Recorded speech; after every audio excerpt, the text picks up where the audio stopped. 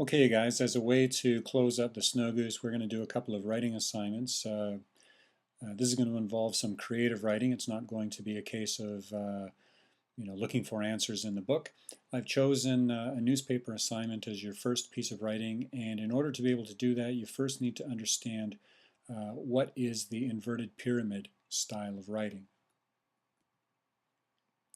So first of all, I want to give you some background. The American Civil War happened about 150 years ago, and during that war, telegraph was an important element of transferring information. Okay, now the telegraph was first invented at the end of the 1700s. The first practical telegraph, however, wasn't available until the early 1800s. And then in 1838, Samuel Morse invented Morse code, and that allowed information to be passed very quickly and efficiently using dots and dashes keyed on a machine like this. And after that event, the proliferation or the growth of telegraphs in the United States started to occur very quickly, and companies like Western Union had telegraph lines all over America. By about the 1860s, they had a telegraph line spanning the Atlantic Ocean. So you can see that once the technology was proven, it became a very effective and widespread used technology. Now, newspapers had been around for a long time, but during the Civil War, the newspaper journalists would follow the generals around to the different locations of the different battles, and they would report on those battles. One of the more famous journals of the time was Harper's Weekly. You can see this cover of an old Harper's Weekly that not only did the newspaper have writing but also sketches. It was more difficult to take photographs and have them transmitted quickly, but you could have these illustrations drawn by the newspapermen. Now, once the newspapermen wrote their stories, they needed to get them back to the cities quickly. And so what they would do is they would have somebody climb up the telegraph wire, and they would tap into the wire and bring that down to the ground, and then an operator would use the telegraph key to send the story electronically over the telegraph wire to the town. Now, the only problem with this is that very quickly they realized that the enemy forces could disrupt the telegraph lines. It was as simple as getting a soldier to climb a line and cut the line, and then your means of sending information was disrupted. And so the newspaper writers had to invent a new way of sending, or pardon me, a new way of writing, because they knew that at any point in their story, transmission, that the line could be cut and the story would be lost. And so they needed to make sure that they got the most important information out first. And they took that to the extreme so that the first sentence of their story really told the whole story. And then details were given in descending order of importance after that.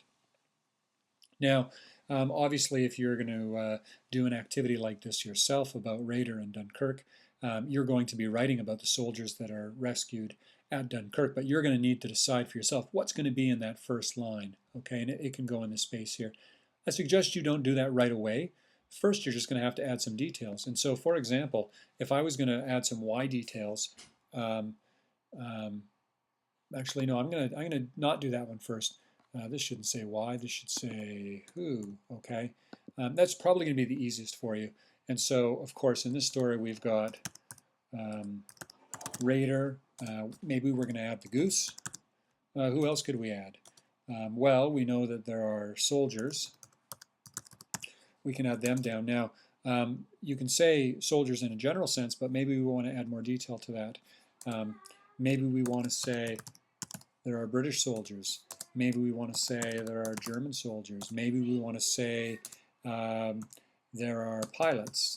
I don't know, that's up to you. Of course, we've also got the Navy. We've got the sailors. We've got the captains, etc. And so on. So you can see that just by adding details as they come to you, you'll be able to have lots of information from which to draw to write your story. Okay.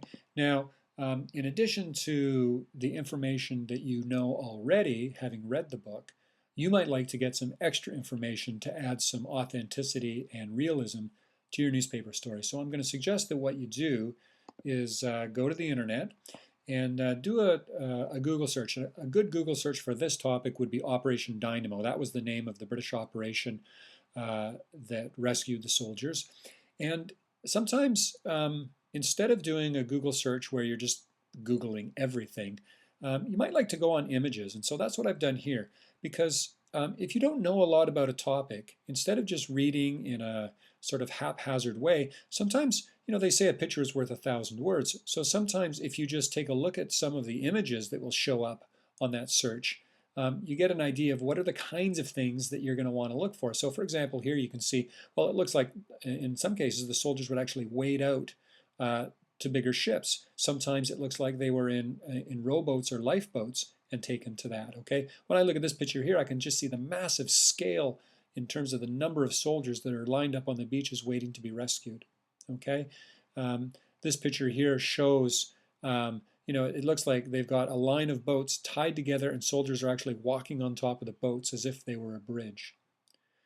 Okay, now down here I found this really interesting. This is a picture of a newspaper story from the year 2004.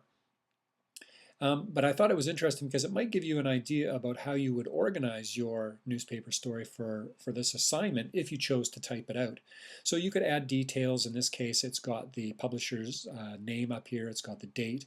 It's got the section of the paper. This was published in the local news section of this paper. Okay.